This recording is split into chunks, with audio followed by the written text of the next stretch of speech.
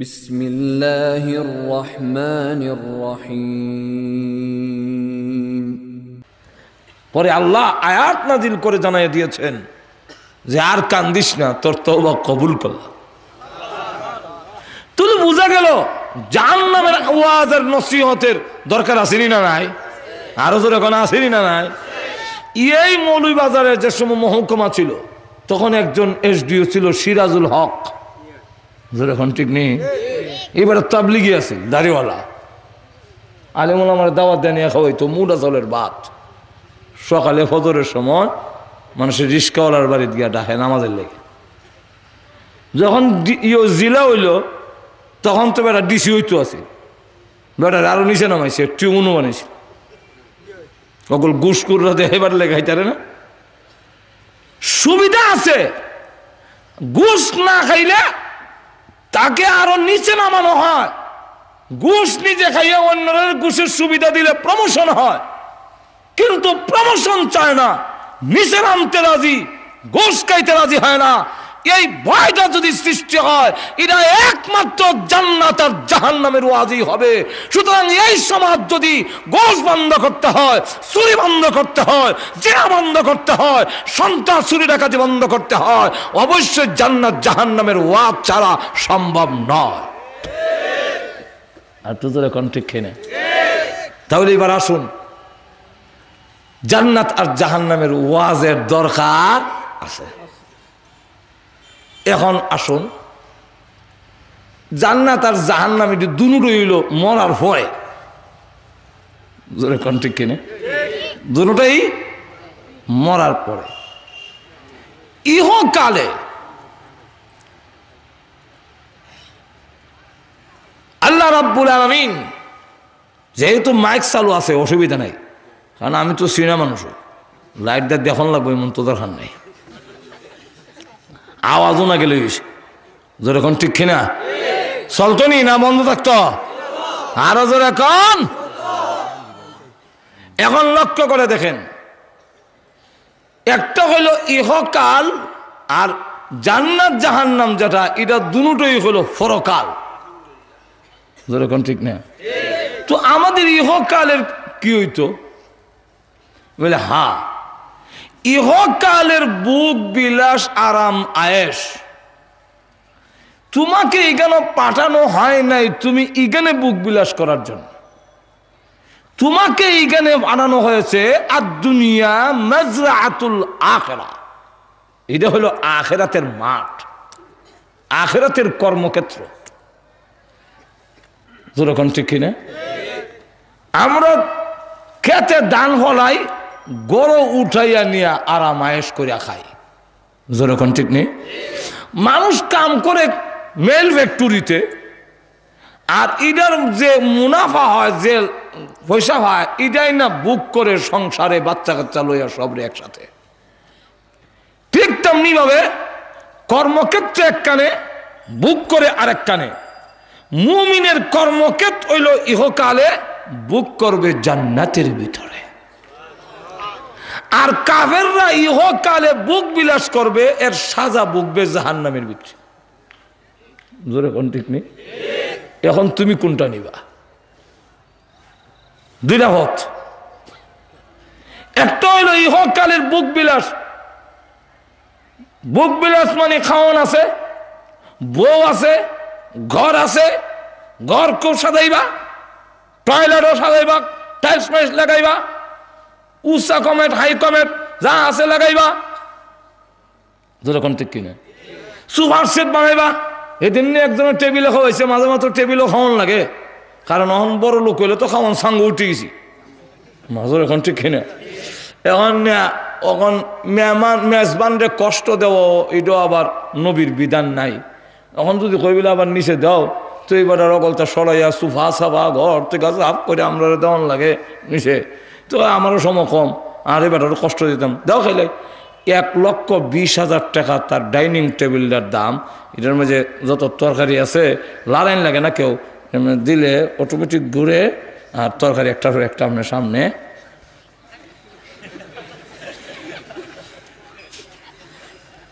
শুনি কথাটা। এখন ডাইনিং টেবিল বানাইবা, সুপার সেট বানাইবা, বউ বেরিঙ্গি মার খাওয়াইব, বউ পারবা দিলাম। জোরে কোন ঠিক কিনা? খালি বউ না, কালা বাজাবা, মদ পান করবা, চিত্রে বলে থাকবা। জোরে কোন ঠিক কিনা? সুযোগ আছে, কিন্তু ভোগ বিলাস করবে দুনিয়ায়, তার সাজা ভোগ করতে হবে জাহান্নামে। জোরে কোন ঠিক কিনা?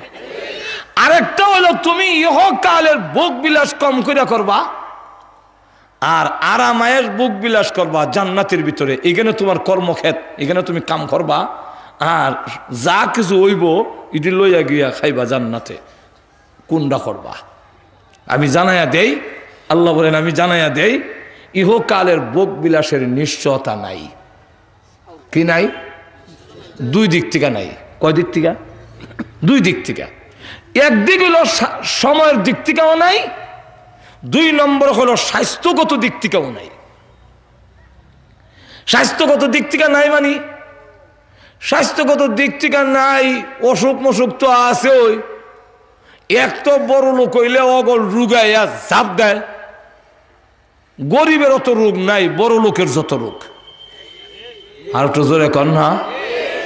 গরিবে গিয়া দেখেন হার্টের মধ্যে কোনো সমস্যা নাই, তারপরে ডায়াবেটিস নাই, তারপরে হাই প্রেশার নাই, আর হেডের অজম শক্তি গীতা যা দেয় হাত তোর দিলে অজম হইয়া যায়। জোরে কোন ঠিক কিনা? আর বড় লোকের গিয়া দেখেন সুবহানাল্লাহ, পেটের মধ্যে হজম শক্তি নাই, তারপরে হার্টের সমস্যা, বাল নষ্ট হয়ে গেছে কি, তারপরে হাই প্রেশার, ডায়াবেটিস, এরপরে আবার হাওয়ার রোগ নিয়ে গলাত লাগাইছে, গলার রোগ নিয়ে হাওয়া লাগাইছে, জোড়া তালে দিয়ে চলছে। জোরে কোন ঠিক কিনা? কি দিয়া চলছে? জোড়া তালে দিয়া চলছে। জোড়া তালে দিয়া চলে। এখন দেখা গেল এই যে জোড়া তালি দেওয়া, এই অবস্থায় তোমার এক নম্বর হলো স্বাস্থ্যের দিক থেকে সমানাই গেল এক। দুই নম্বর আরেকটা হইল যে আপনি হইলা খাইছে না, খাইলে তো জমান যেত না, গড় করণ যেত না, খালি জমাইছে। মিষ্টি চাইলেও খাইছে না।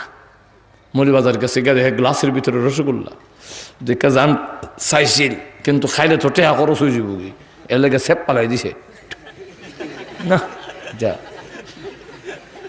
দুলা বালু তো বানা না, তো খাইতাম না। জোরে কোন ঠিক কিনা? এইভাবে টেহাটা জমাইছে। আগে বাঁশের টয়লেট আছিল, এক বাঁশও ধরছে, আরেক বাঁশ আমরা লম্বা হয়ে বইছে অর্থ।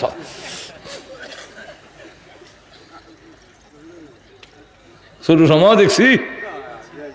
আর এখন বেলা খুব পয়সা হয়েছে, এখন বাড়ি বানাইছে, টয়লেট করছে, টাইল মনে মনে কথা ভর্তি, বাড়িটা অতদিন বাসও আঁকছিলাম রে, আই কমাটো বইয়া ফেটও যাতা পড়তো না, এমনি বইতাম চেয়ারের লাগান কথা আরাম। বদনাম আলকি তেমন লাগতো না, 5 লাগাইছি। আল্লাহ যেদিন উদ্বোধন করবো আজ রেইলে কয় আমিও তোমার গেইডো কারা। এরকম ঘটনা আসেনি? আরো ধরে কম। আল্লাহ কোরআনে বলছে, আলম তারা কাইফা ফাআলা রাব্বুকা বিআদিন ইরাম যাতিল ইমাদ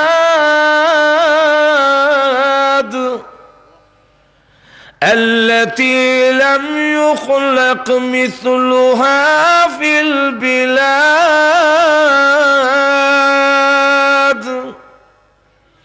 এই আয়াতগুলোর ব্যাখ্যা কওমে আদ, এক একটা মানুষ এমন বড়, এটা দুইটা ব্যাখ্যা। ইরাম যাতিল ইমাদ, হেরা নিজেরাই এক একটা স্তম্ভের মতো, পিলারের মতো উঁচা লম্বা, এক একটা এমন লম্বা 3330 হাত। আর কিতাবে লেখেন কওমে আদ, কওমে সামুদের লোকেরা 300 বৎসরে বালে গইত। ঘুমাই গেছে কত বছর বালে গই, তুই 300 বছর। তার হায়াত কত বুঝুন। আর আমরা বালে গই 15 বছরে। ঠিক এখন এটা একটা বড় বড় লম্বা।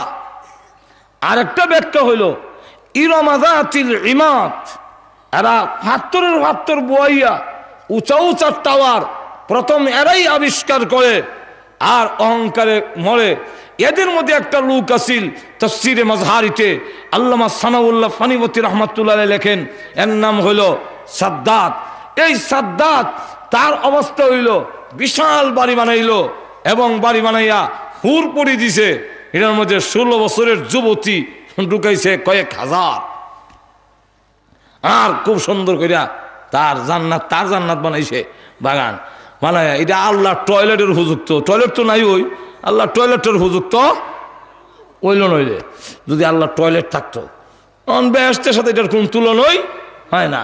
এরপরেও সে মনে মনে বেহেশত বানাইছে, কিন্তু যেদিন উদ্বোধন করব এদিন রওনা দিছে গুড়ার উপরে সোয়ার হইয়া।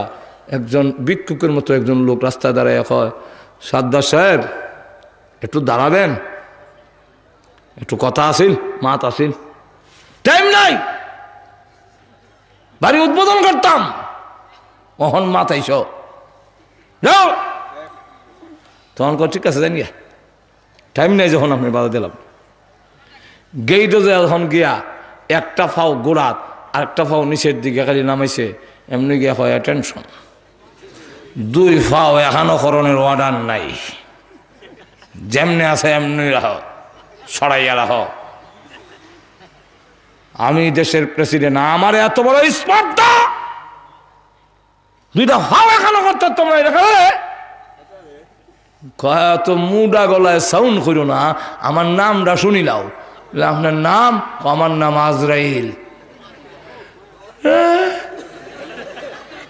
আমার একটু টাইম নেই, টাইম চাই, একটু উদ্বোধন কইরাই বাড়ি না, বুক তো খতম ভালোই না, উদ্বেগ কে খালি মনে হয় একটা দুঃখ থাকবো, দেখতাম না, দেন একটু দেন। তুমি না আগে কইছো টাইম নেই, সমস্যা আসলাম না, তুমি কইছো না নাই, তখন তুমি কেমনে? 1 2 নম্বর হলো সময় দেওয়া না দেওয়া, তখন আমার হাতে না, আমার কামুলো চিপাতা ধরতাম, আল্লাহ কইছে তোমার 2টা ট্যাঙ্ক সরানি অবস্থায় জান্ডা বের করতাম, ধরতাতে না। জোরে কোন ঠিক কিনা? এখন এক অবস্থায় তোমার দম বাইর করা হবে, তার রু বাইর করা হয়েছে। তো আপনি যেদিন বাড়ি করলেন, এদিন আপনার ভোগ বিলাসের পতন ঘটে যেতে পারে। জোরে কোন ঠিক না? ঠিক না? টাকা পয়সা যে সময় হয়েছে মরে গেছি, তাহলে সময় নাই। জোরে কোন ঠিক কিনা? সময় নাই, স্বাস্থ্যগত দিক থেকেও নিশ্চয়তা নাই, বুক করতে পারবে। এখন টাকা আছে, মিষ্টি খেতে পারো না, তোমার ডায়াবেটিস, এবং লবণ মহদিয়া জিব্বাত ফানি তুলবা, টাইম নেই, তোমার ফেসার। জোরে কোন ঠিক না? ফ্যাটের অবস্থা এইরকম, এমন বড় লোক বাংলাদেশে আছে যার ফ্যাটে যাও ছাড়া কিচ্ছু হজম হয় না। একটু জোরে কোন না? একজন বই রাখতারও না, হ্যাঁ এইলা ওই যে একটু কথা, মাঝে মাঝে মশা মারে, মা ঘুমাই গেছেন না, কথাটা বুঝতেছেন না, ইঙ্গিতে হিলই মরছে আমার। তোমার ডায়াবেটিস হয়েছে, এখন তোমার আমার হয়েছে না, তো তোমার ডায়াবেটিস, তোমার সাথে দিকে থাকুন না, এটা হইয়া মূর্ছা মারতো স্যার, তুই কিছু দিয়ে হুয়া, আচ্ছা একটা গাড়ি কিনে দে মনে নিতে, উল্লা মালিশ করে রাখুন লাগে, এখন নিবা নি রাখো আল্লাহ।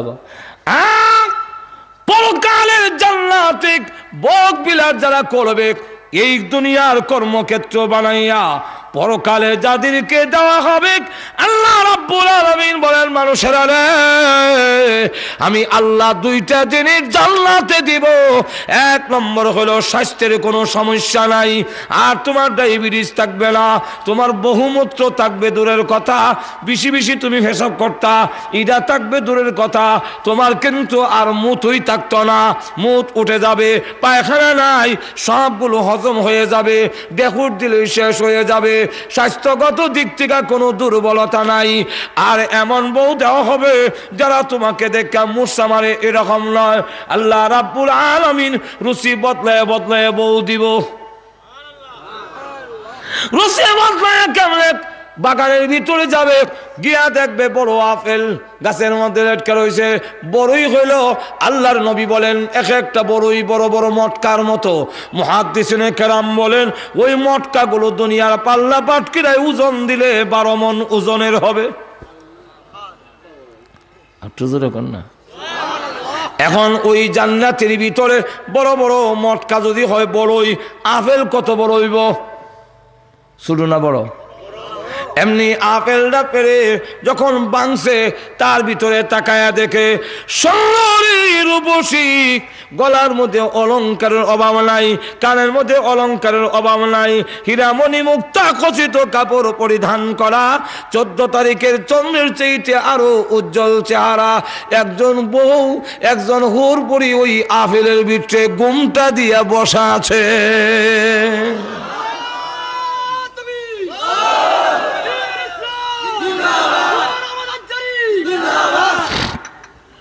এইভাবে দেখা গেল।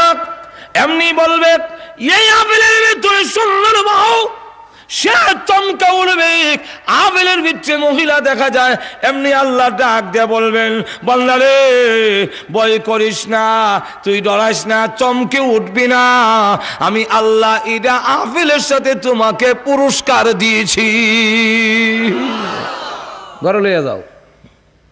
মার্কেটে গেছে, গিয়ে দেখে ছবি লটকায়, মাজন ওজন নাই, কাপড় চোপড় দোকান দাগানে অলঙ্কার হাতি যা আছে সব লটকাইল আছে, আবার ছবি একটা লটকে রয়েছে, একজন সুন্দরী মহিলা এমনি রয়েছে।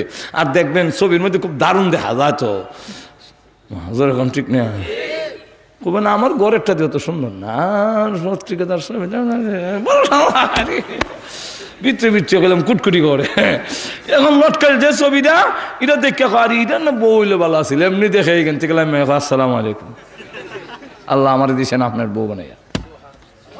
আর তো জোরে কন্যা দুনিয়া এক তো স্বাস্থ্যের দিক থেকে উত্তম হবে, 2 নম্বর হলো আর জীবনে কোনোদিন মরবে না, অনন্তকালের জন্য বুক বিলাসের জন্য দেওয়া হবে। এখন পরকালেরটা নিবে না ইহকালের বুক বিলাস নিবে? যদি ইহকালের নিতে চাও, আমি আল্লাহ তোমাকে মেধা দিছি, বুদ্ধি দিছি, তোমার বিবেচনার উপরে ছেড়ে দিলাম। যেরকম ঠিক কিনা? অন্য প্রাণীরা আল্লাহর হুকুম না মানলে লগে লগে সাথে সাথে আল্লাহ দরিলায় গাছের জবান থেকে যখন আল্লাহর জিকির বন্ধ হয়ে যাবে, তাফসীরের কিতাবে লেখে গাছের মরণ হয়ে যায়। নদীর জবান থেকে যদি আল্লাহর বিধান ভুলে যায়, ওই নদী মরা নদী হয়ে যায়, স্রোত আর চলে না।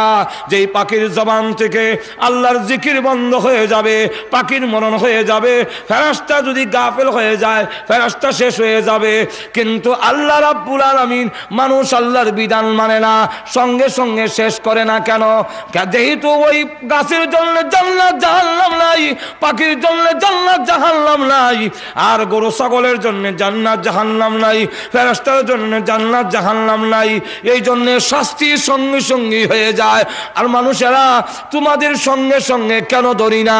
যেহেতু তোমাদের শাস্তি দেওয়ার জন্য জান্নাত আছে, তুই মুমিন হইয়া তোর রূপ কেন হয়? কেন আমি আল্লাহ তোমাকে বিপদে দিলাম, কষ্ট দিলাম, অভাব অনটন দিলাম, কিছুদিনের জন্য কষ্ট যদি করতে পারো, আমি তোমার আরামের জন্য জান্নাত তৈরি করে রেখে দিয়েছি।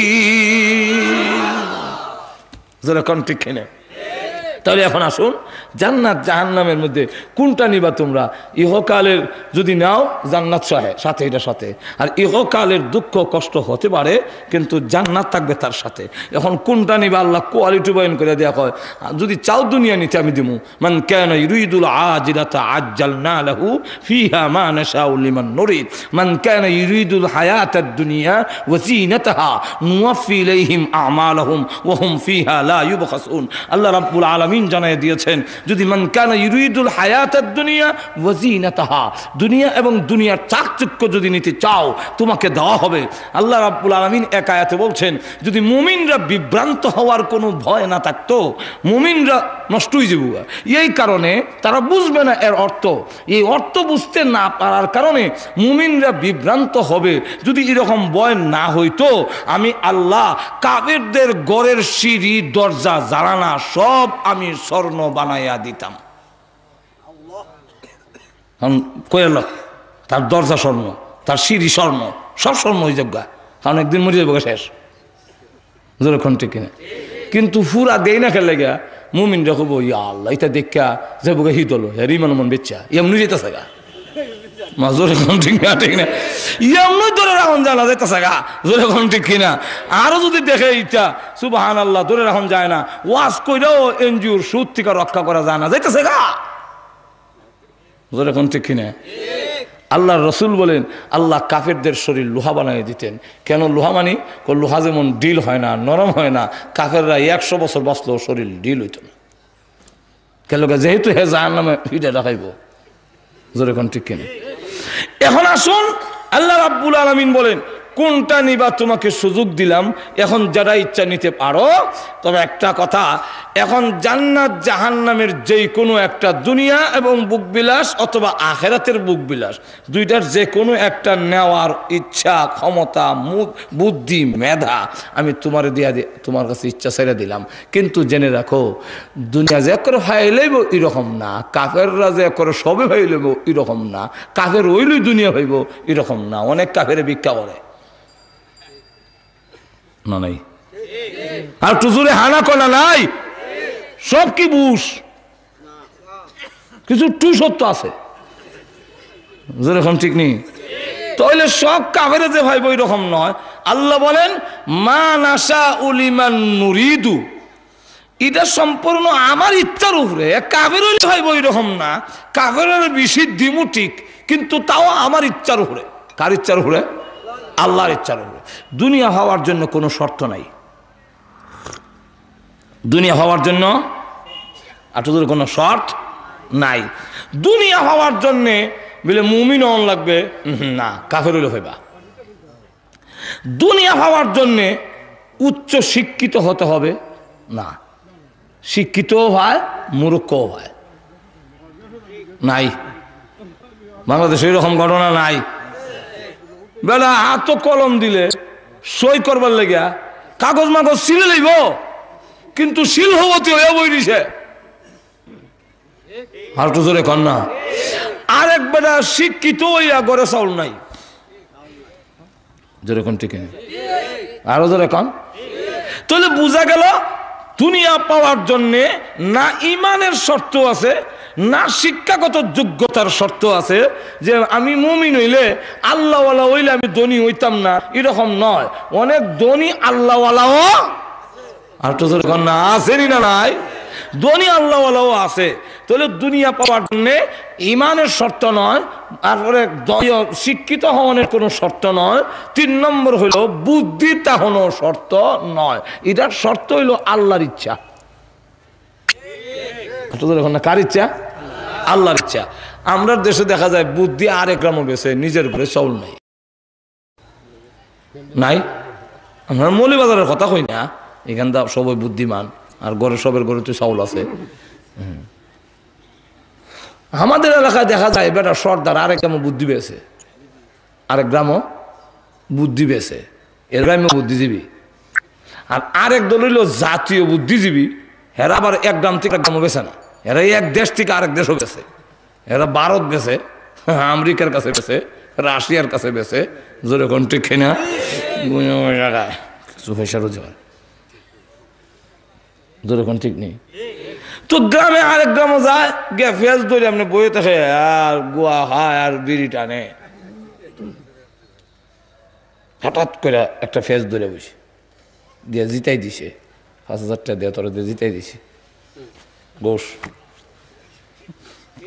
যেরকম আসেনি রকম আরেকবার দেখা যায় বুদ্ধি রকম নাই 100 টাকা গণবার মতো বুদ্ধিও নাই 1 কুড়ি গন্তারে বই না মাছের বাগান লাগান তো ফাঁস বাগা তৈয়া হয় 100 মাহাজোর এখন ঠিক না কিন্তু এই বেড়ার আপনারা এলাকার কথা কই না আমার এলাকার এই বেড়ার বন্ধ ক্ষেত বেশি আমরা গ্রামের মধ্যে এই বেড়ার ক্ষেত সবচেয়ে বেশি অথচ বেড়ার বুদ্ধিই নেই আমার বাবা কইতো কয় হ্যাঁ ইমন বিয়া হল আরুয়া এটা কোনো ভাড়া দিলে ঘাসও উঠতো না এই বেড়ার ক্ষেত বেশি আমি ঘাস না উঠলে কি বেড়া তো ক্ষেত বেশি আপনার তো ক্ষেত নাই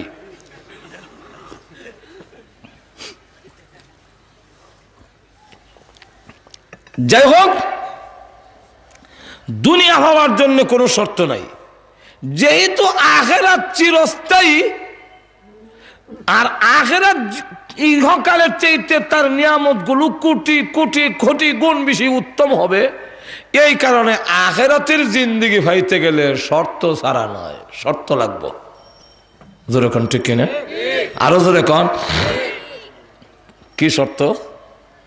আখিরাত পাইতে গেলে, আখিরাতের জীবন পাইতে গেলে প্রথম নম্বর শর্ত হইল তুমি মুমিন হন লাগবে।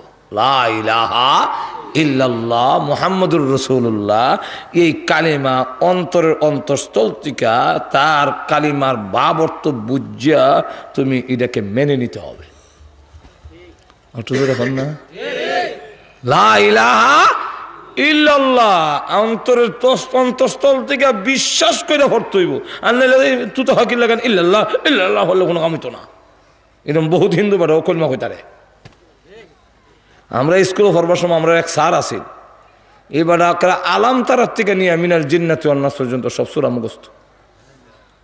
আর আওয়াল কলমা, দোম কলমা, সোম কলমা, সারম কলমা, হানজম কলমা তো সব মুখস্থ। এইবারটা কি মুসলমান হয়েছে? একটু তোরে কান্না। তাহলে প্রথম নম্বর শর্ত হইল ঈমান আনতে হবে। যখন কি আনতে হবে? ঈমান যদি না থাকে আর তিনি ধনী হয়, ঈমান যদি না থাকে আর তিনি দেখা যায় খুব বুদ্ধিমান, ঈমান নাই কিন্তু দেখা যায় তিনি নবীর বাবা, ঈমান নাই দেখা যায় নবীর চাচা, ঈমান নাই নবীর মেয়ে, ঈমান নাই নবীর বউ, ঈমান নাই নবীর ছেলে, যা কিছু হবে কোনো কিছুতেই কাজ হবে না যতক্ষণ পর্যন্ত ঈমান আনা না হবে। একটু ধরে কন্যা। এই কারণে আল্লাহ জানাই দিস প্রথম নম্বর শর্ত হইল আপনি নবীজি কান্দে, প্রভু তুমি আমার সকল উম্মত গুলোকে জান্নাত দিয়ে দিও, জাহান্নামের আযাবে দিও না। আল্লাহ নবী যখন কান্না শুরু করে দিয়েছেন, আল্লাহ রাব্বুল আলামিন জানাইয়া দিলেন, নবী গো না গো, আপনার দোয়া এইভাবে কবুল করা হবে না। নবীজি একটা শর্তের সাথে কবুল করা হইল। উম্মত বলতে কথাটা ব্যাপক, সব মানুষ যেমন আল্লাহ, সকল মানুষের মানুক আর না মানুক, সকলের মাবুদ আল্লাহ যেমন এক। জোরে কোন ঠিক কিনা? ইহুদি খ্রিস্টানরা মুশরিকরা মানলে মানুক, না মানলে নাই, সকলের আল্লাহ আমরা লই। জোরে কোন ঠিক না? ঠিক তেমনি ভাবে পৃথিবীতে যতগুলো মানুষ আছে সকল মানুষের একমাত্র নবী হলেন বিশ্ব নবী। তাই সকল উম্মতকে দুই ভাগে ভাগ করা হয়েছে। একদল উম্মত হইল দাওয়াতি উম্মত, আরেকদল উম্মত হইল কবুলি উম্মত। একদল উম্মতে ইজাবত, আরেকদল হইল উম্মতে দাওয়াত। আমরা রসুল দাওয়াত দিয়েছেন, দাওয়াত গ্রহণ করেছি। আরেকদল নবীর দাওয়াত গ্রহণ করে নাই, নবীর দাওয়াত গ্রহণ করে নাই। আপনার উম্মতের মধ্যে যে ব্যক্তি লা ইলাহা ইল্লাল্লাহ পড়বে, আমি আল্লাহ ওয়াদা দিলাম যত বড় পাপিষ্ঠই হোক না কেন আমি তাকে আমার তরি জান্নাতে তাকে জায়গা দেব।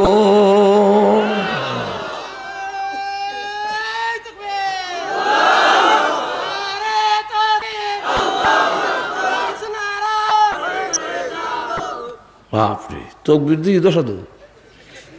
হ্যাঁ, ইলেকশনে দিতে একটা সামনে রয়েছে আর কত দিমু ফেট খালি। ভাই আমার লক্ষ্য করে দেখুন, আল্লাহ রাব্বুল আলামিন, আল্লাহর নবী যখন বললেন আল্লাহ মাফ করে দাও, আল্লাহ রাব্বুল আলামিন এই কথা জানাইয়া দিলেন।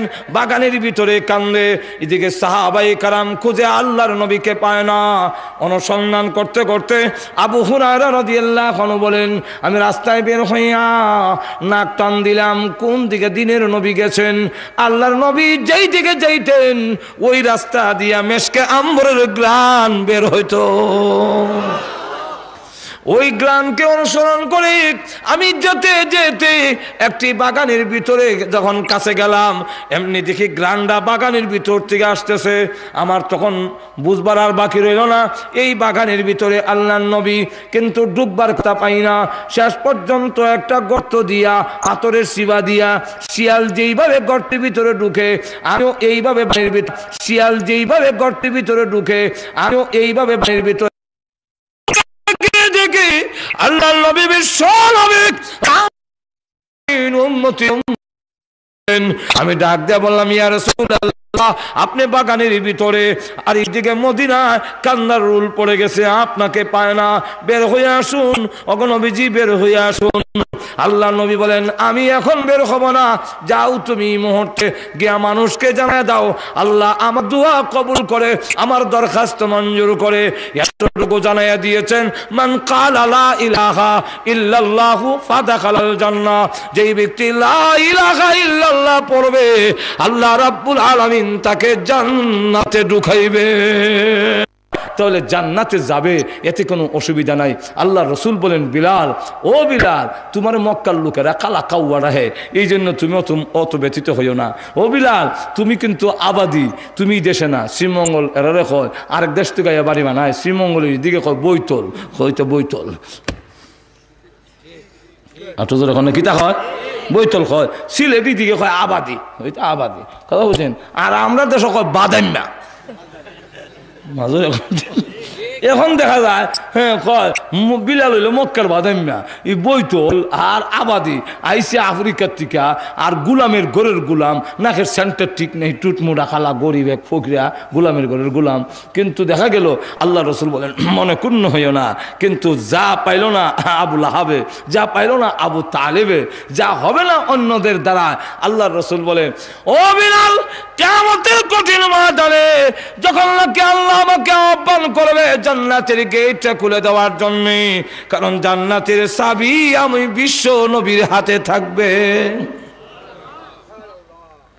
আমি যখন উঠে আরোহণ করব জান্নাতের দরজা খুলে দেওয়ার জন্য, উঠে আমি আরোহণ করব, ও কালো বিলাল, তোমাকে কিয়ামতের মাঠে ডাকা হবে আমার উটের লাগাম ধরার জন্য। রে বিলাল, কিয়ামতের কঠিন ময়দানে আমি উঠে আরোহণ করব, আর তুমি আমার উঠের লাগাম ধরে ধরে আল্লাহর তৈরি জান্নাতের ভিতরে তুমি আমার সাথে প্রবেশ করবে। চিন্তা করেন বিলাল কই গেছে, আর নবীর শাসা হইয়া কাম হয় না। শর্ত হইল ঈমান থাকতে হবে, জোরে কোন ঠিক না। 2 নম্বর হইল আমল। যদি আমল করতারো, ঈমান আনো আর আমল করো, তাহলে ইমন জান্নাত দিমু। আল্লাহ নিজে বলেন ইন্নাল্লাযীনা আমানু ওয়া আমিলুস সালিহাত কানাত লাহুম জান্নাতুল ফিরদাউসি নুজুলা। আল্লাহ রাব্বুল আলামিন বলেন যারা ঈমান আনবে আর আমলে সালেহ, আমল 2 প্রকার, একটার নাম আমলে সালেহ আর একটার নাম আমলে সাইয়্যা। একটা আমলে সালেহা আর একটা আমলের নাম আমলে সাইয়্যা। আমরা ফার্সিতে কয় বা উর্দুতে কয়, একটার নাম নেক আমল আর একটার নাম হইল বদ আমল। এখন এই যে নেক আমল আর বদ আমল, আল্লাহ রাব্বুল আলামিন বলেন যারা আমলে সালেহা করবে আমি আল্লাহ ওয়াদা দিলাম তাদের জন্য আমি তাদেরকে জান্নাতুল ফেরদাউসের মেহমান বানাবো। জান্নাতুল ফেরদাউসের আটজোর এখন না কিতা বানাবো মেহমান। কেন লাগে কইছে মেহমান? মেহমান কোয়ার কারণ হইল যে এক দল হইল কামলা আর দল হইল মেহমান। বিয়াই কামলা না মেহমান? আটজোরে হোক, এটাকে অত দেরিতে কখন লাগে? বিয়াইরে কোনোদিন কাম করে নাইলে মাটি খাটায়, ধান খাটায়, গরুর গোবর ফেলায় বলে বিয়াই গোবরটা ফেলাই দিন। বিয়ের কোনো কাম নাই আর খাওয়ান আইটেম বালা, কুরমা পোলাও বাপরে বাবা, চা দিলে মালটোবা কফি এই সেই ফান দিল বাপরে, বিয়ে নিয়ে আবার করে 3টা জর্দা দিছে। আর কামলা বইবার টাইম নাই, কিন্তু খাইতে গেলে গিয়া দেখা যায় বইসার সুটকি আর মুলার ডেরা। যেরকম ঠিক কিনা খাওয়ান বালা না কিতাবালা আইটেম বালা না, এই কিন্তু খাওয়ান বালা না কাম বেশি, আর মেহমানের কোনো কাম নাই খাওয়ান বালা।